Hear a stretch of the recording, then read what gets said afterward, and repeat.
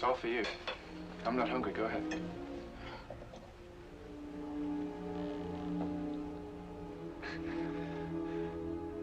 You eat like a bird.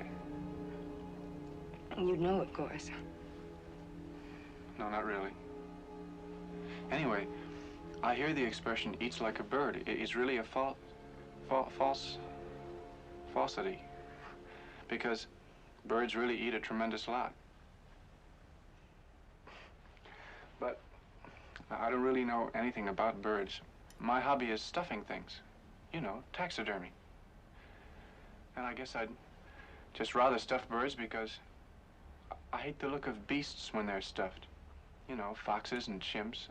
Some people even stuff dogs and cats, but, oh, I can't do that. I think only birds look well stuffed because, well, because they're kind of passive to begin with. It's a strange hobby. Curious. Uncommon, too. Oh, I imagine so. And it's not as expensive as you'd think. It's cheap, really. You know, needles, thread, sawdust. The chemicals are the only thing that cost anything. A man should have a hobby. Well, it's more than a hobby. A hobby's supposed to pass the time, not fill it. Is your time so empty? No. Well, I run the office and tend the cabins and grounds and do little errands for my mother. The ones she allows I might be capable of doing. Do you go out with friends? Well, a boy's best friend is his mother. You've never had an empty moment in your entire life, have you? Only my share. Where are you going? I didn't mean to pry. I'm looking for a private island. What are you running away from? Why do you ask that? No. People never run away from anything. The rain didn't last long, did it? You know what I think? I think that we're all in our private traps, clamped in them, and none of us can ever get out. We scratch and claw, but only at the air, only at each other.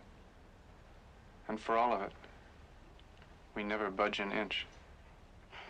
Sometimes we deliberately step into those traps. I was born in mine. I don't mind it anymore. Oh, but you should. You should mind it. Oh, I do.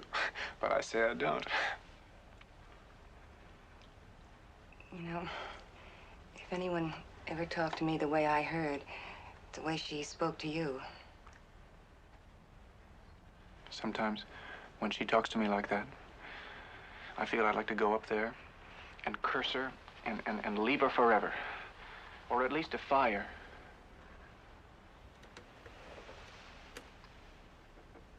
But I know I can't.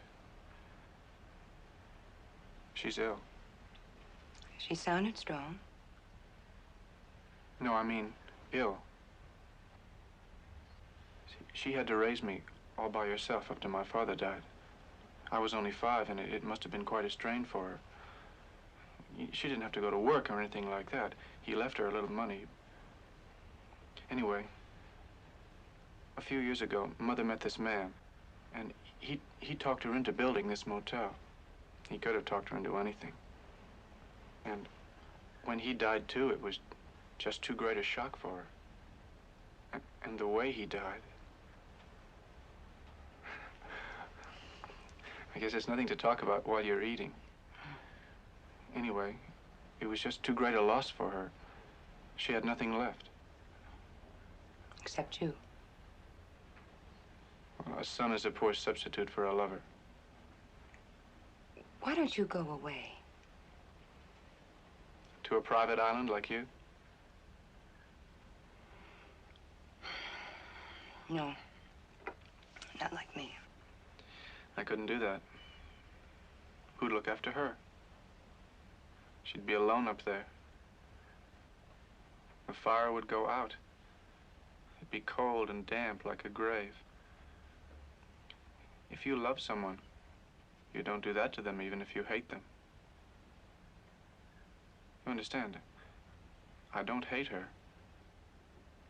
I hate what she's become. I hate the illness.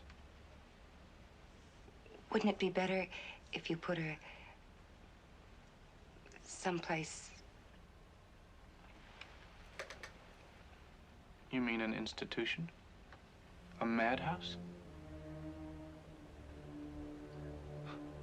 People always call a madhouse someplace, don't they? Put her in someplace. I'm sorry. I didn't mean it to sound uncaring. What do you know about caring? Have you ever seen the inside of one of those places? The laughing and the tears, and the cruel eyes studying you. My mother there. But she's harmless. She's as harmless as one of those stuffed birds. I am sorry. I only felt... It seems she's hurting you. I meant well. People always mean well. They cluck their thick tongues and shake their heads and suggest oh so very delicately.